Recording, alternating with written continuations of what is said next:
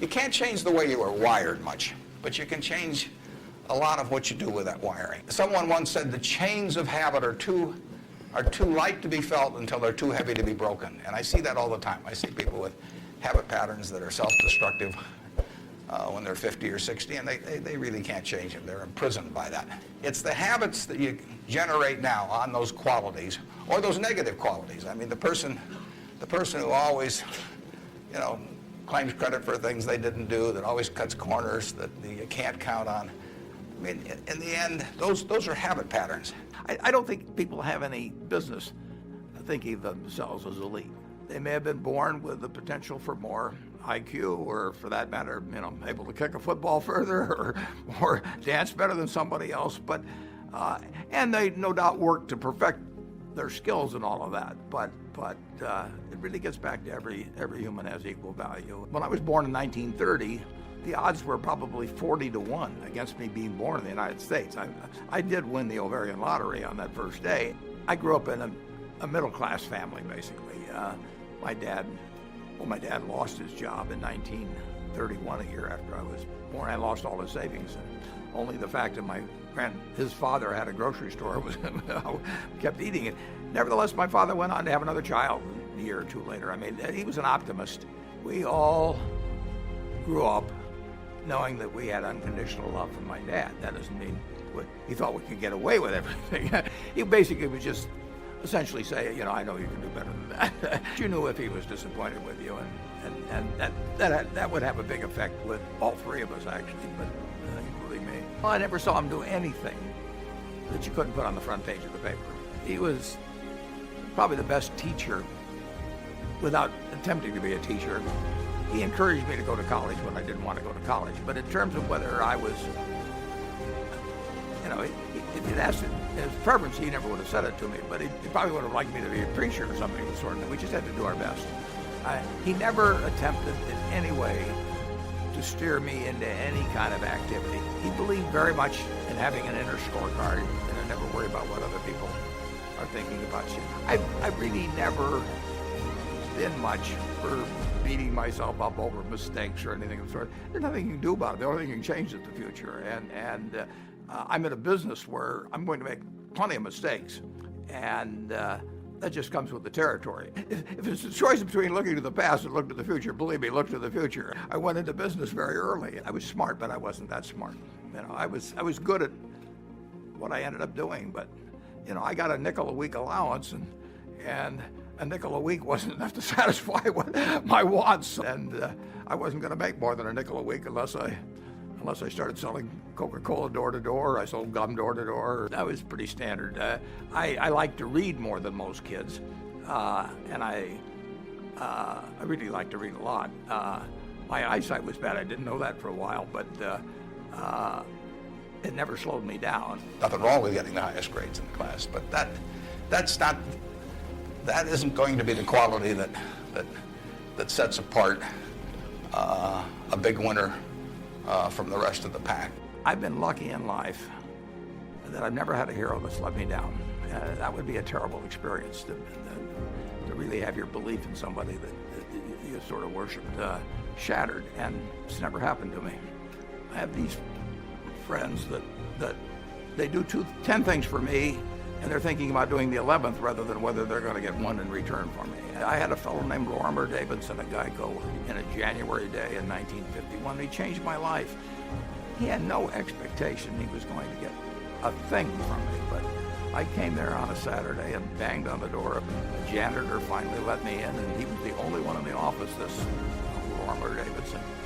And he spent 4 hours with me giving me an education that literally did change my life. Well, when I got out of business school at Columbia, I had a hero there named Ben Graham. He never asked anything of me. I mean, he just basically gave. I mean, he taught for 25 years or so at Columbia, and he was creating future competitors. Somebody said he was planting trees that other people would sit under.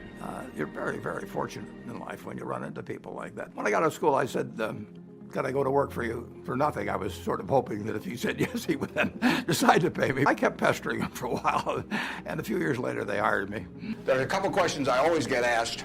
I always People always say, well, who should I go to work for? The real thing to do is to get going for some institution or individual that you admire. I mean, it's crazy to take in-between jobs just because they look good on your resume or because you get a little higher starting pay. I think that I'm lucky enough in life, I know I'm lucky enough in life, to be able to associate pretty much with whom I want to in business or socially or wherever. I've had a number of heroes in life, and associating with them has done wonders for me.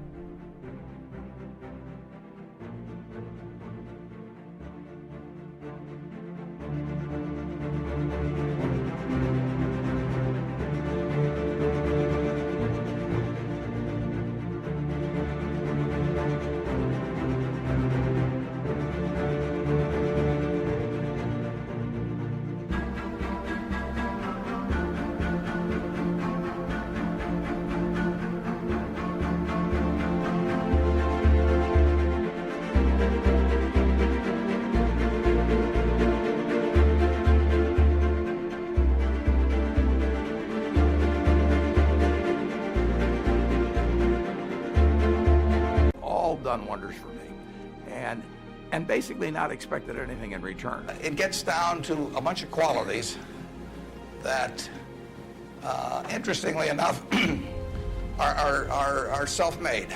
It's integrity, it's honesty, it's generosity, it's being willing to do more than your share. I think the ideal thing is to focus with people that are better than you are, because you will move in the direction of the people you associate with. It can't be done mathematically if everybody tries to do it, but your behavior will move in the direction of the people you associate with. And so why not associate with the best? I would not have had the same fun in life if I'd been indiscriminate in terms of who I associate with over time. I think it was about 1992, that shortly after I met Bill Gates, I was out at a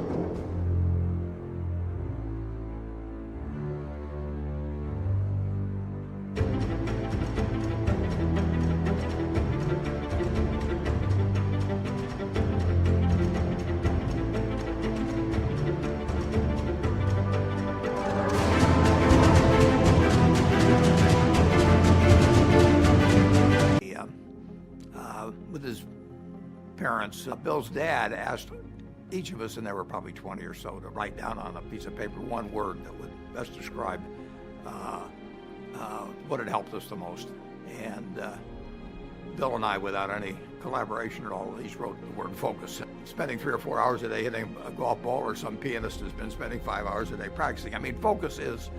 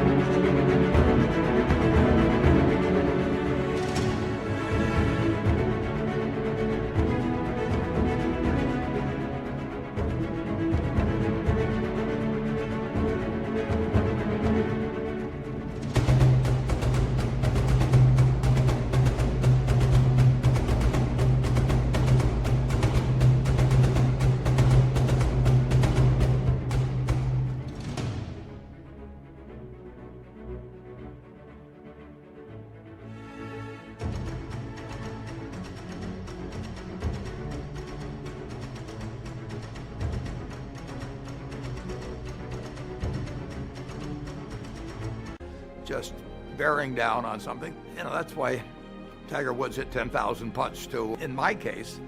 and I think probably the case of most people that are reasonably good at what they do, that they enjoy. I mean, you wouldn't be able to do it if it was work. It's a natural. It is not.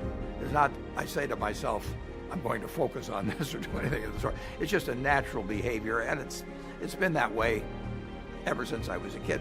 I can't tell you the color of the walls in my bedroom or my living room or the color of the carpet in my living room. I don't see things like that. One time when I worked at home, I worked in this little sewing room sort of off the bedroom, and at one point my wife put in this wallpaper with this bright red and had dollar bills on it or something. She found it someplace. And a couple of years later I said to her, that new wallpaper.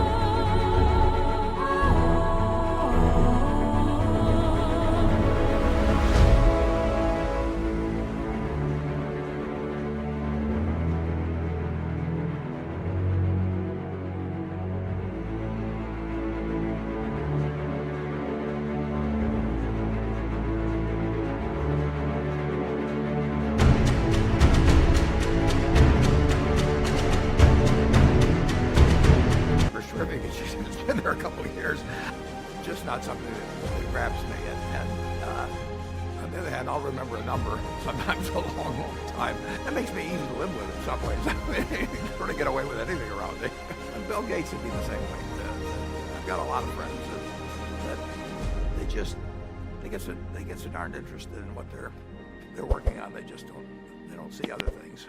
We don't keep score, and as to who's done the most work or anything of the sort. If you know why you're doing what you're doing, that's good enough.